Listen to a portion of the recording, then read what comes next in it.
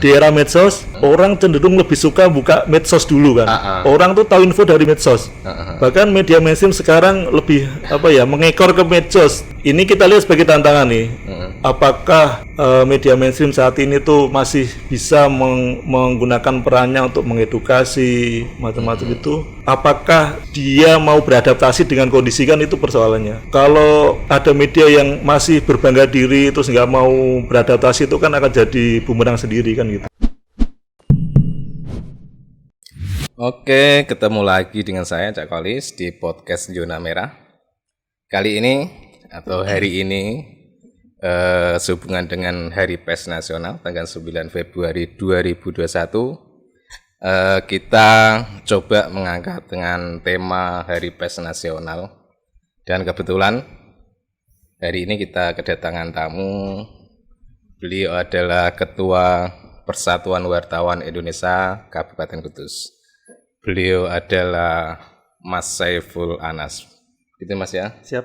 Apa kabar Mas? Kabar baik. Assalamualaikum warahmatullahi wabarakatuh. Waalaikumsalam warahmatullahi wabarakatuh. Masih aktivitas di lapangan atau sudah nongkrong di kantornya Mas? Di lapangan masih liputan seperti biasa.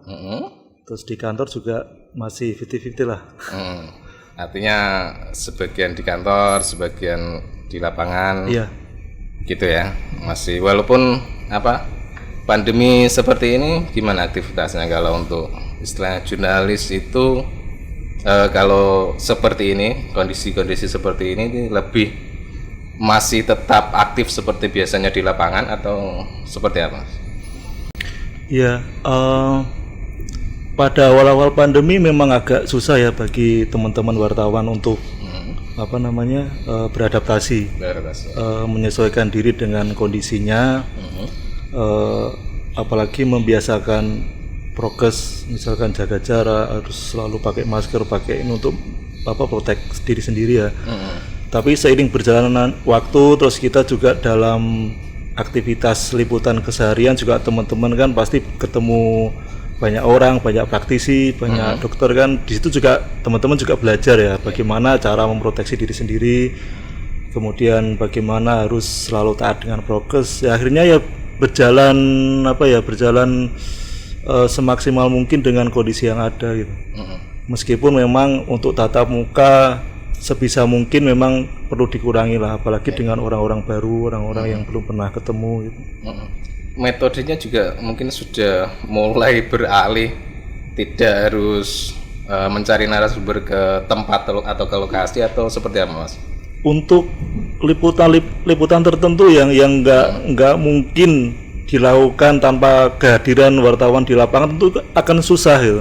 Contohnya misalkan saat ini kan Kudus sedang banjir, nggak mungkin dong wartawan melakukan liputan cukup di kantor kan, nggak mungkin, dan itu harus memaksa seorang wartawan untuk turun ke lapangan. Dan memang ada kondisi tertentu yang teman-teman wartawan harus turun ke lapangan, ada kondisi yang mungkin bisa diminimalisasi mungkin lewat telepon, lewat Zoom ataupun yang lain, memanfaatkan teknologi yang ada seperti itu. Tapi yang penting artinya teman-teman wartawan saya ini mengedepankan prokes itu ya? Ya wajib, kan nggak hanya wartawan ya, semua warga kan memang wajib melaksanakan prokes itu untuk jaga diri, apalagi yang punya keluarga kan pulang ketemu keluarganya kan gitu. Sesuai dengan tema HPN 2021 Mas ya, bangkit dari pandemi dan PES sebagai akselerator perubahan. Dengan kondisi seperti ini, dengan tema seperti ini, apa tantangan terbesar untuk teman-teman jurnalis? Mungkin perlu tak jelaskan sedikit ya, tentang PWI dulu ya. PWI itu organisasi wartawan, cetak online, radio. Di sejumlah tempat teman-teman TV juga ada yang bergabung di PWI. PWI itu Persatuan Wartawan Indonesia. Di Kudus anggotanya ada 37 orang. Ya, dan mungkin akan terus bertambah. Di PWI Kudus sebenarnya kan udah lama ada nih. Jauh sebelum saya kan ada senior saya tuh banyak lah yang sudah di atas, dan kebetulan saya ditunjuk sebagai ketua PWI itu mulai tahun 2017 sampai 2000 berapa Mas? Tahun ini seharusnya sudah ada Conver Cup lagi, mungkin bulan ini nanti ada. Nah di Conver Cup nanti akan ada pemilihan ketua. Nanti siapa yang mau nyalon bisa menyalonkan diri. PWI terbuka untuk semua wartawan untuk bergabung sepanjang memenuhi rule di aturan-aturan di PWI itu begitu. Untuk teman-teman di PWI sendiri gimana? Artinya secara syarat untuk bisa bergabung dengan organisasi PWI ini seperti apa, Mas? Iya, karena ini organisasi profesi ya. Artinya profesi wartawan. Tentunya yang bisa bergabung di PWI adalah wartawan. Wartawan itu artinya orang-orang yang bekerja sebagai wartawan secara profesional di perusahaan pers yang berbadan hukum sesuai ketentuan undang-undang pers dan Dewan Pers itu. Nah, ketika syarat itu terpenuhi, terus seorang wartawan bisa mendaftar bergabung dengan kami, mengikuti orientasi, mengikuti UKW dan lain-lainnya seperti itu. Ya, artinya kita terbuka lah bagi wartawan siapapun yang memang benar-benar bekerja secara profesional untuk bergabung seperti itu. Artinya media mainstream ya Mas ya, artinya memang sudah berbadan hukum dan sesuai dengan aturan yang berlaku ya. Yang penting itu. Karena kalau kita lihat sekarang kan ya ada sejumlah kadang teman-teman oknum lah yang kadang memang menamakan diri sebagai wartawan, namun kadang medianya juga entah di mana dan produk jurnalistiknya juga kadang nggak ada gitu kan. Nah, untuk menyikapi seperti hal-hal seperti ini, Mas. Mungkin yang perlu kita pahami bersama ya bahwa kegiatan jurnalistik itu sebenarnya bukan dimonopoli oleh wartawan mainstream ya. Dan kita ngomong mainstream, artinya mainstream tadi yang perusahaan berbadan hukum. Siapapun warga negara Indonesia itu bisa melakukan kegiatan-kegiatan jurnalistik. Tahun di Indonesia ya, seiring berkembangnya medsos itu tahun 2020-an mungkin seiring ada Facebook, Instagram, itu kan memberikan ruang yang lebih luas bagi orang untuk melaksanakan kegiatan jurnalistik kan gitu. Jurnalistik itu apa sih? Jurnalistik itu kan kegiatan. Kalau orangnya kan jurnalis atau wartawan. Jurnalistik itu kan kegiatan, mulai mengumpulkan berita, mencari berita, menulis berita, mempublikasikan beritanya di medianya. Di Indonesia sendiri, kalau di luar negeri ada istilah citizen journalism. Di Indonesia dikenal dengan jurnalisme warga. Nah, kita harus pisah dulu nih jurnalisme warga dengan jurnalistik profesional. Kalau kita ngomong pers umum atau jurnalistik profesional itu kan tadi yang saya sebutkan bahwa dia bekerja bernam di perusahaan pers yang berbadan hukum, itu minimal seperti itu, berbadan hukum. Nah, di sisi lain ada warga sekelompok orang yang bergerak dalam bidang jurnalisme warga. Itu sah-sah saja sebenarnya, boleh sepanjang dia mengetahui garis di mana dia itu berada gitu. Nah, perbedaan yang mencolok itu kan begini. Kalau kita bekerja sebagai jurnalis wartawan yang bekerja di pers umum, itu ada aturan-aturan yang mengikat. Misalkan kita harus mematuhi undang-undang pers, kita harus mematuhi kode etik yang dibuat oleh Dewan Pers, kita harus mematuhi norma sosial, norma hukum dan lain-lain. Nah, itu yang harus dipatuhi. Nah, keuntungannya kalau kita bekerja sebagai wartawan di media pers yang berbadan hukum, apalagi yang sudah terverifikasi di Dewan Pers, ketika nanti ada sebuah sengketa berita, misalkan produk berita kita diprotes orang gitu, kemudian berujung pada gugatan hukum misalkan. Nah, kita bisa membentengi diri bahwa kita itu punya undang-undang yang sifatnya lex spesialis ya, khusus mengatur tentang pers, yaitu undang-undang pers itu, bahwa ada tahapan-tahapannya.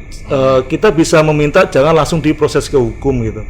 Misalkan kan ada yang namanya hak jawab, hak koreksi.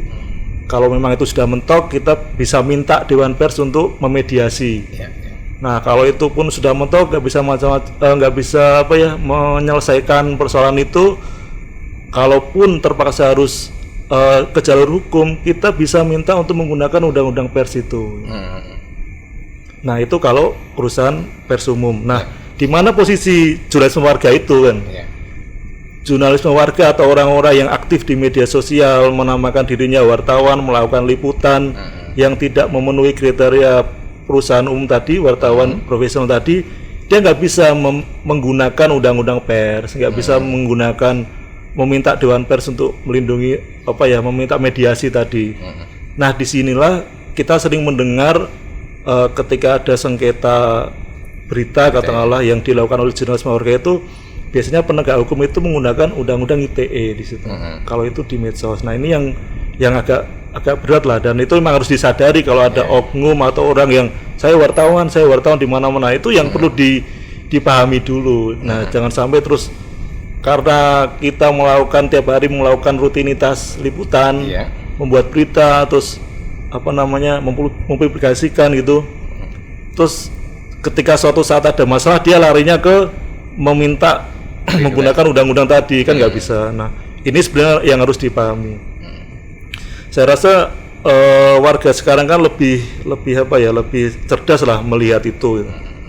Apalagi kalau warga kan bisa tanya, kamu dari mana, buktinya apa, kan setiap orang kan membawa ID card lah, wartawan itu seperti itu.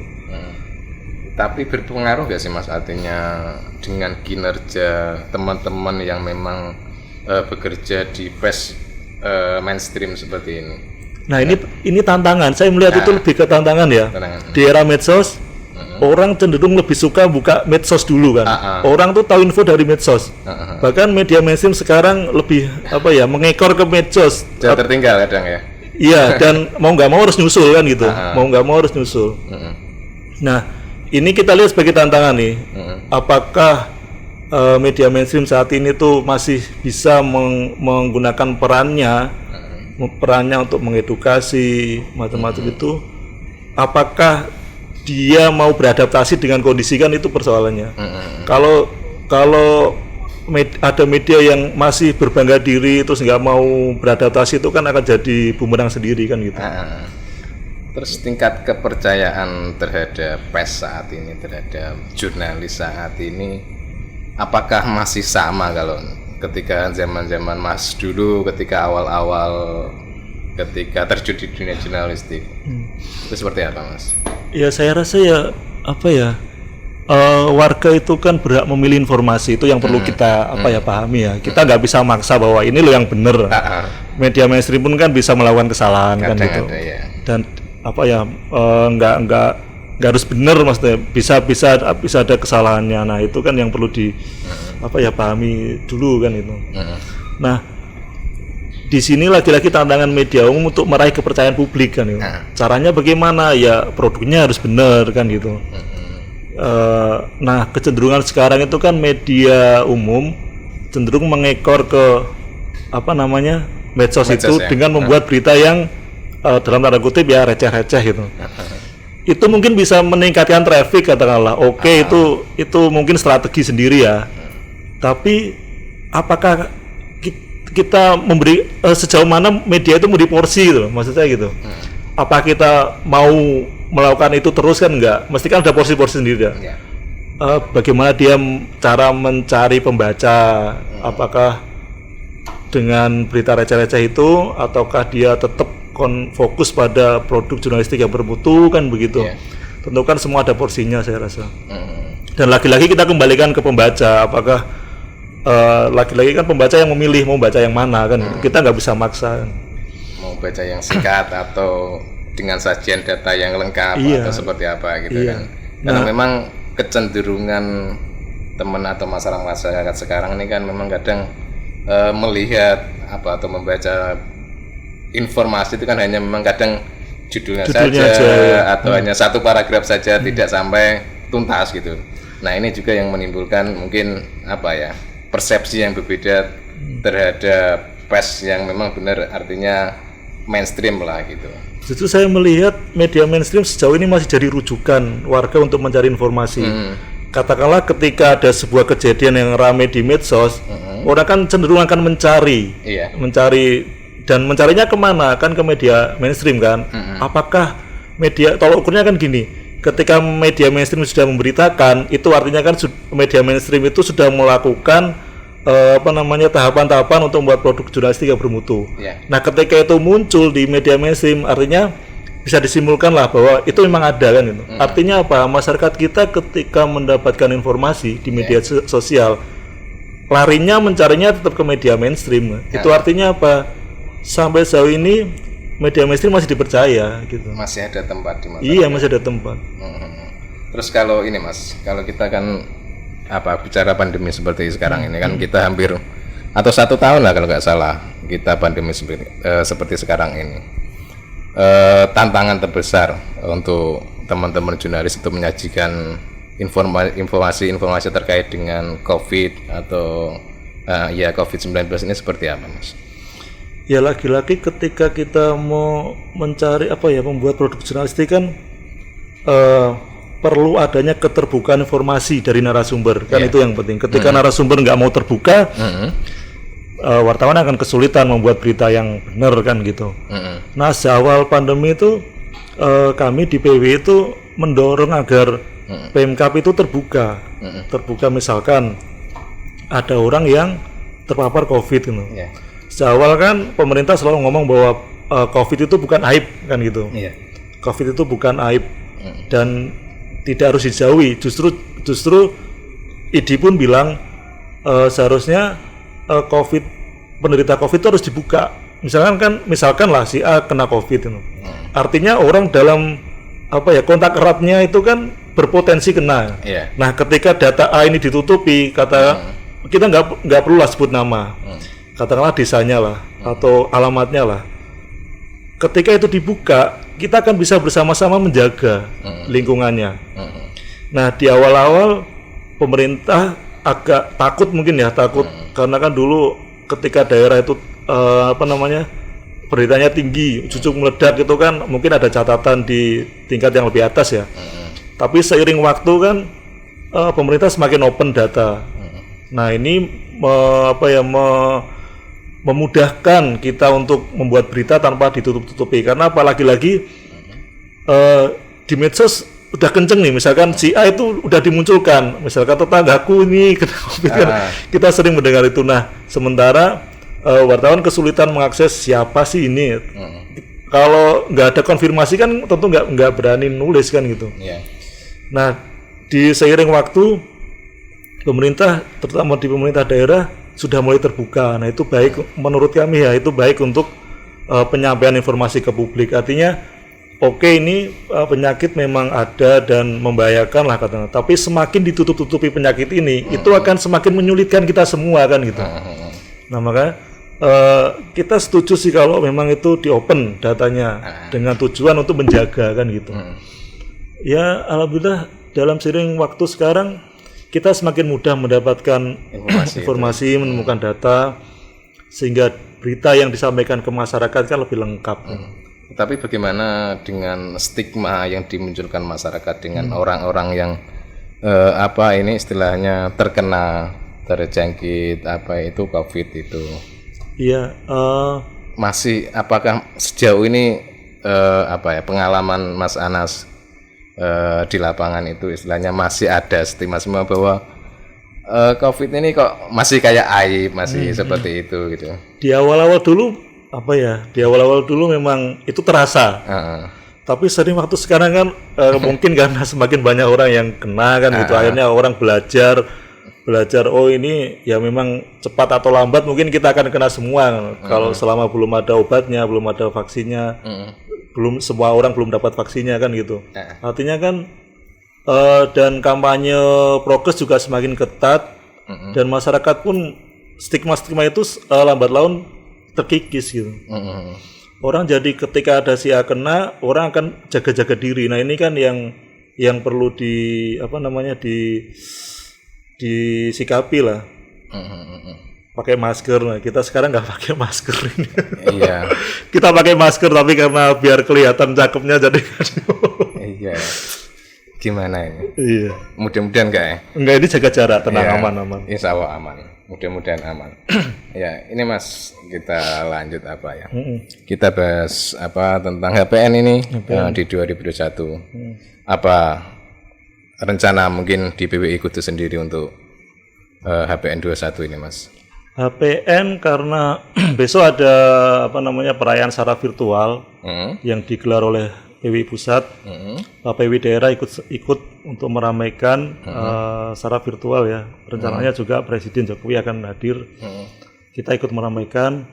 Tapi kalau di PWI Kudus insya Allah besok ya. Ini ada apa? Selasa ya? Ya, berarti Rabu ya tanggal 9 besok ya. Kan ada syukuran di kantor PWI. Untuk kegiatan yang sifatnya massal, mendatangkan kerumunan, mungkin kita tahan dulu karena kondisinya seperti ini. Di Kudus juga lagi banyak musibah. Ya, banjir. Kalau tahun-tahun sebelumnya kita melakukan baksos, kegiatan bakti sosial. Nah ini juga sedang kami pikirkan karena biasanya kalau di PWI kegiatan bakti sosial ketika ada banjir gini ya, orang ramai-ramai membantu. Kita pantau dulu lah, kita melakukan pemetaan dulu.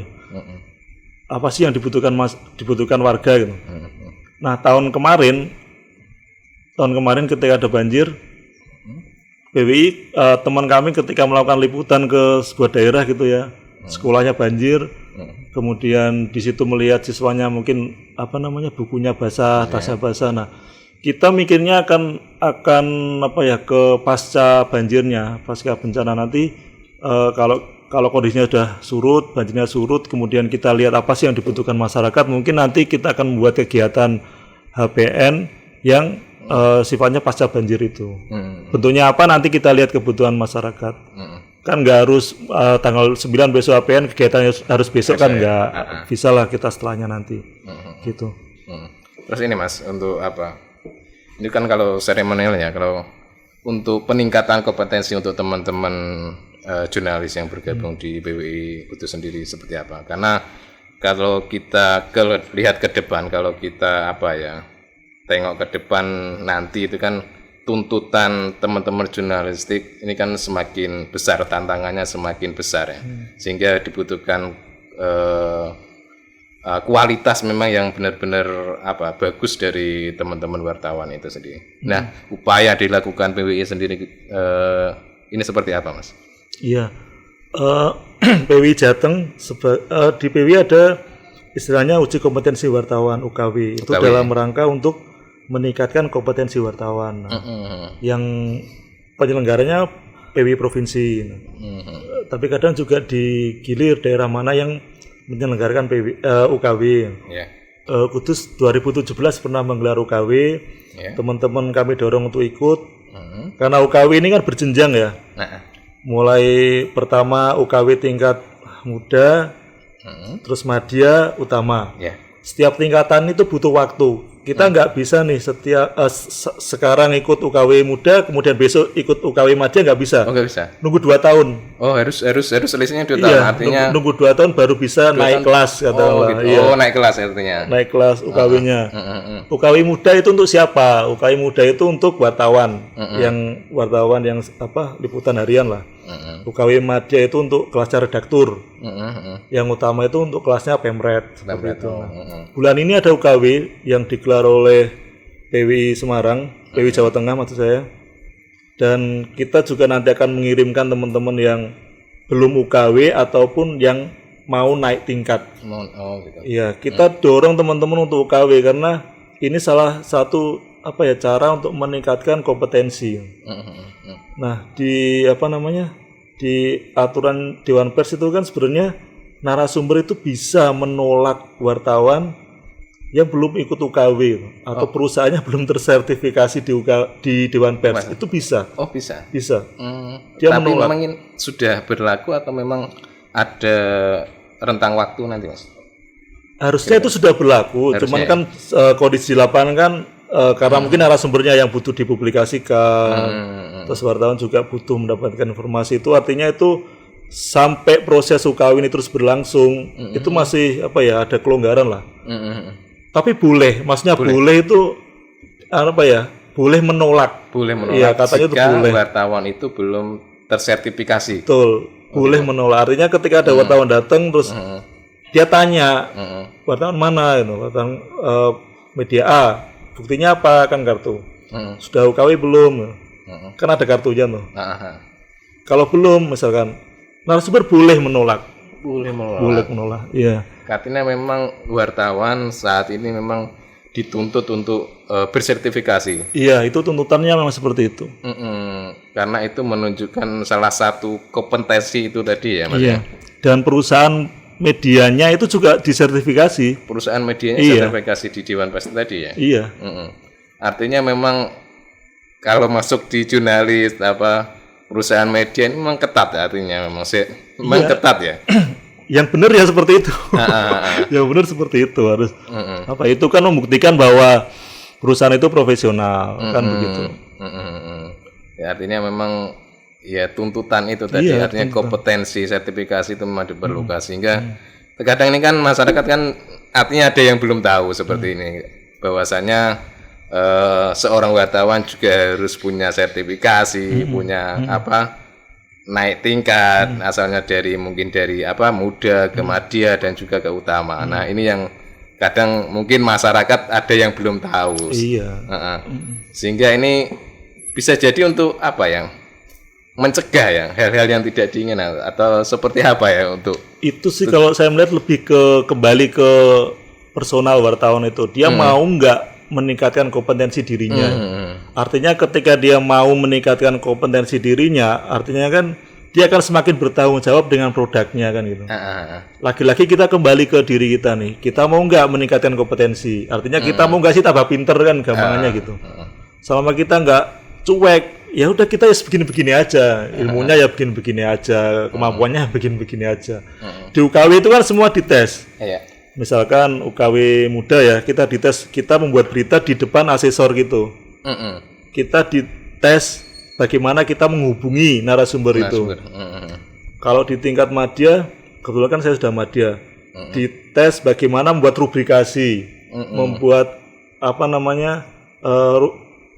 rencana liputan misalkan, sampai membuat layout seperti itu. Nah itu kan diujikan di situ.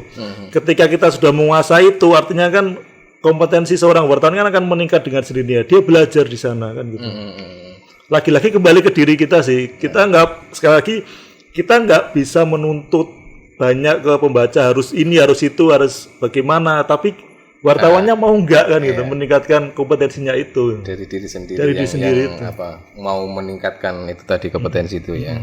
Outputnya kan ke beritanya dia. Semakin dia kompeten, semakin dia banyak wawasannya kan produknya akan semakin berkualitas kan begitu.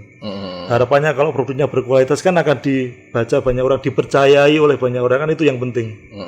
Seperti itu. Tapi sejauh ini kalau teman-teman di Kudus sendiri, teman-teman PWI sudah hampir semua atau sudah semua ya Mas? Di tingkat muda mayoritas sudah. Artinya yang kan ada nih yang baru-baru yang datang. Nah, yang baru-baru ini kita dorong untuk segera UKW.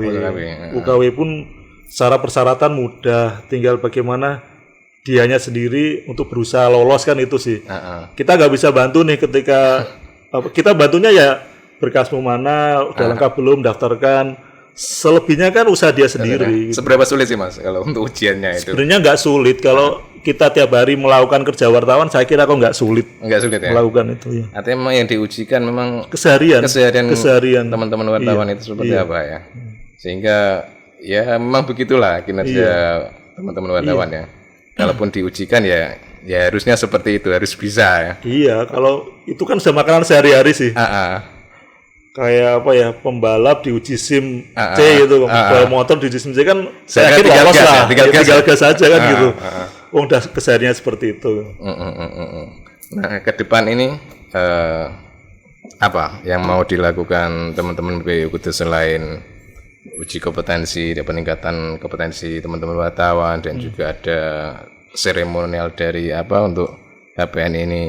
Ini kan kalau kita lihat pandemi ini kan entah sampai kapan ini Mas, nggak tahu kapan berakhirnya nih. Ya semoga cepat lah. Semoga cepat. Kita harapan kita begitu. Tapi tentu ada langkah-langkah yang perlu disusun untuk menghadapi ke depan ini seperti apa teman-teman mungkin. Iya kalau misi PWI di daerah itu kan lebih ke mengedukasi lah, mengedukasi pembaca, mengedukasi narasumber, bagaimana narasumber menghadapi seorang wartawan, apalagi di tengah yang tadi dibilang banyak oknum-oknum. Kita misinya lebih ke sana sih, bagaimana mengedukasi narasumber menghadapi wartawan, menghadapi orang yang mengaku sebagai wartawan, mengedukasi pembaca, mengedukasi anggota sendiri biar terus meningkatkan kompetensi. Sebenarnya itu kalau itu sudah berhasil, saya kira produk jurnalistik dari teman-teman bisa lebih bertanggung jawab seperti itu. Sejauh ini edukasi yang sudah teman-teman BWI lakukan seperti apa, Mas? Itu sambil jalan sih, jalan karena teman-teman wartawan kan setiap hari meliput, ketemu orang ngobrol dengan narasumber. Nah di situ kita masuk nih bahwa ini ada PWI. Kalau misalkan ada orang yang mengaku wartawan, terus kemudian dalam tanda kutip melakukan tindakan tidak terpuji, misalkan memeras, bisalah kita dihubungi. Kita bisa membantu menyelesaikan, dalam artian itu benar nggak anggota PWI, wartawan atau enggak itu. Nah seperti itu sih. Tetapi sejauh ini atau selama ini yang teman-teman wartawan itu paling banyak bergabung di PWI? Iya. Sebagian besar. Karena mayoritas wartawan di Kudus itu kan cetak online, radio. Di televisi ada organisasi sendiri. JTI ya? Iya, ada anggotanya juga. Tapi sebagian memang di PWI gitu ya, sebagian besar ya di PWI itu. Nah kalau kita Mas lihat ke depan atau kita mau memandang ke depan, tentu tantangan dari teman-teman jurnalis kan berat, apalagi kehadiran media sosial saat ini. Artinya jurnalisme vs media pes anti mainstream dengan jurnalisme warga lah. Itu tantangannya seperti apa itu, Mas? Justru kalau saya melihat tuh media umum justru memiliki potensi keunggulan. Katakanlah main bola itu kita sudah skornya 1-0. Maksudnya apa? Kita sudah punya modal kepercayaan. Karena kan mungkin pembaca atau warga mempercayai media kita tempat bekerja kan gitu. Itu sudah keuntungan pertama. Medsos ini kan cuma alat kan. Kita mau menggunakan atau enggak. Kalau dia menggunakan itu kan nggak ada aturan, kita nggak boleh menggunakan itu. Sementara mereka nggak bisa masuk ke porsinya versi umumnya tadi, sepanjang dia nggak mau mengurus kan gitu. Artinya kita sudah punya keunggulan di sini nih. Artinya apa ya? Kalau saya melihat ada optimisme itu. Kita nggak perlu berhadapan dengan media umum, berhadapan dengan medsos, nggak perlu. Justru seharusnya kita juga memanfaatkan itu kan begitu. Iya. Karena memang eranya tuntutan. Tergantung kita mau beradaptasi atau tidak, Mas ya. Iya. Sehingga kan ya memang era-eranya sekarang ke depan seperti apa kita belum tahu, sehingga memang harus ada adaptasi yang istilahnya yang fleksibel dari teman-teman jurnalis menghadapi tantangan ke depan seperti ini. Medsos, apalagi sekarang ada YouTube juga sekarang sudah. Dulu kalau era-eranya mungkin 2010-an 2009 mungkin masih belum terlalu begitu sekarang YouTube sudah banyak dilihat orang, sekarang sudah menjadi alat dan media mainstream juga sekarang sudah menggunakan itu gitu kan. Mana sih media yang nggak punya medsos kan gitu, semuanya punya kan. Tinggal bagaimana dia mengemas produknya biar pembaca suka kan, itu persoalannya. Lagi-lagi di sini kita bicara kompetensi kan gitu. Bisa nggak kita menservis pembaca, menservis warga dengan produk-produk kita kan begitu. Dan tiap media kan punya kekhasan sendiri kan. Sejauh mana dia mau menjaga kekhasan itu, lama-lama kan, karena kalau kita bisa bicara medsos itu kan semua sebenarnya segmentasi ya. Segmentasi. Sekarang medsos atau online, meskipun dia menjangkau orang yang luas, sebenarnya di situ kan ada gap-gap. Sekarang kita lihat deh, kita bicara Instagram misalkan, siapa sih orang yang mempunyai follower terbanyak di Instagram gitu? Misalkan, katakanlah kan sekarang masih dipegang Cristiano Ronaldo gitu.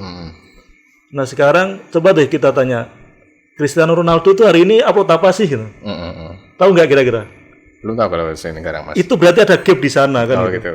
Jadi meskipun media sosial atau online yang katanya bisa menjangkau semua orang, tapi ternyata orang dengan follower terbanyak masih ada nih orang yang nggak tahu. Nggak tahu. Artinya kan ada gap. Nah, tadi saya bilang bahwa semua itu tersegmentasi sebenarnya. Bagaimana tinggal kita tuh memahami segmentasi kita. Kita punya segmen apa nih? Nah, itu yang sebenarnya harus dijual. Jadi kita nggak perlu nggak perlu takut atau nggak perlu minder gitu misalkan melihat orang ini loh followerku banyak jutaan ini loh aku juga tahu saya juga nggak pernah nonton kamu kan gitu.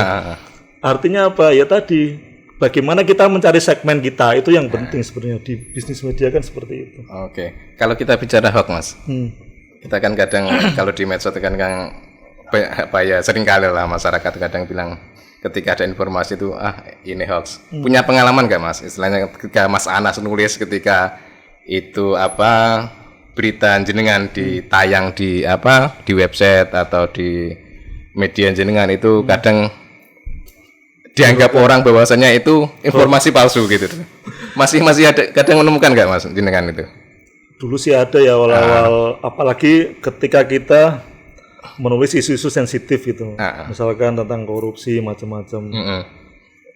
Dulu ketika saya masih kerja di Rembang itu, ketika waktu itu ada isu korupsi bupatinya itu sering berita saya dihoak-hoakan gitu.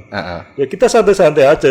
Ketika produk kita sudah memenuhi kriteria jurnalistik, aman, press clear, sudah cover budget, ya kita santai-santai aja. Artinya kan orang yang melabeli produk kita hoax kan belum tentu dia memang niatnya memang tahu bahwa itu nggak benar gitu. Maksud saya bisa jadi itu pesanan orang kan gitu untuk melabeli orang hoax gitu. Kalau saya sih sepanjang produk kita benar, artinya memenuhi semua kriteria jurnalistik itu, ya kita santai-santai aja. Toh sekarang kan orang bisa dilaporkan balik itu kan juga itu harusnya menjadi orang memikirkan dua kali kalau melabeli sebuah hoax. Justru sekarang itu trennya entah itu orang yang sengaja atau enggak itu justru membuat meme-meme atau disinformasi soal kebijakan pemerintah. Dulu misalkan kita kita tahu ketika awal-awal PPKM itu kan di Pemkab Kudus ya mengeluarkan poster konten di media sosial Pemkab yang ada fotonya bupati itu akan menutup semua tempat wisata di Kudus gitu. Kemudian tiba-tiba besoknya dengan gambar yang sama, dengan konten yang sama, kata tempat wisata itu diganti dengan SPBU misalkan. Nah, ini kan saya nggak tahu dia itu serius atau enggak, tujuannya apa juga nggak tahu. Pihak kepolisian juga nggak menganggap itu sebagai sebuah yang serius. Tapi sebenarnya di sini juga harusnya menjadi kekhawatiran ya kalau itu dibiarkan. Kekhawatirannya begini, kecenderungan orang kan panik ya. Misalkan kemarin lah 2 hari di rumah saja, pasar ditutup, orang udah rame-rame ke pasar. Sebelum itu langsung nyerbu pasar ya. Iya, artinya di situ ada potensi kerumunan, ada potensi penyebaran COVID. Nah, ketika tempat wisata diganti SPBU, apa yang terjadi kan itu? Orang bisa saja berduyun-duyun ke SPBU, borong BBM lah. Itu kan potensi lagi kan. Nah, tinggal lagi-lagi bagaimana pemerintah dalam hal ini mungkin penegak hukum juga melihat itu. Apakah itu dilihat sebagai sebuah yang sebatas meme atau sebatas guyonan saja, ataukah itu dilihat sebagai sebuah hal yang serius? Sekarang kan banyak justru yang orang-orang yang memelintir kebijakan-kebijakan itu untuk kepentingan sendiri. Nah, ini sebenarnya yang perlu dikhawatirkan sih dengan banjir informasi atau tsunami informasi di era medsos kan seperti itu. Artinya memang sebenarnya yang perlu disikapi terkait hoax seperti ini itu apa sih Mas sebenarnya? Ya lagi-lagi pembaca seiring waktu baca sudah semakin dewasa, semakin pintar. Nah ini sebuah modal yang baik lah untuk artinya orang sudah tidak mudah lagi percaya informasi di media sosial, entah itu benar atau enggak ya. Orang tidak mudah percaya. Artinya orang nggak mudah percaya itu kan bagus. Artinya dia skeptis. Dia akan mencari informasi pembanding. Ini ada informasi gini nih di media lain bagaimana? Kan dia membandingkan nih. Iki kurang ingin ya. Artinya kan dia akan mencari mana sih banyak media yang memberitakan, kecenderungannya arah beritanya kemana kan gitu sih. Nah, pembaca sekarang banyak pilihan untuk sumber informasi dan bisa membandingkan.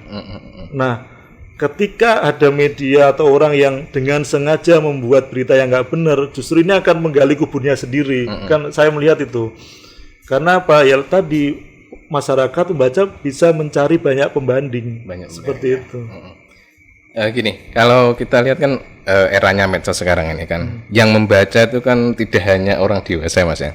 Sekarang kan anak-anak SMP, kadang SD juga sudah mulai mengakses informasi-informasi yang ada di internet. Nah, untuk menyikapi hal ini, sajian-sajian berita yang yang ditulis oleh teman-teman wartawan itu harusnya seperti apa? Ya. Kalau harusnya seperti apa, saya rasa teman-teman sudah melakukan itu ya. Bagaimana bentuk berita yang baik, yang bertanggung jawab, yang presklar. Kalau kita ngomong segmentasi anak-anak, siapa sih yang harus bertanggung jawab kan gitu? Bukan wartawan, bukan media, tapi kan harus orang tuanya kan. Bagaimana orang tua itu mengawasi anaknya.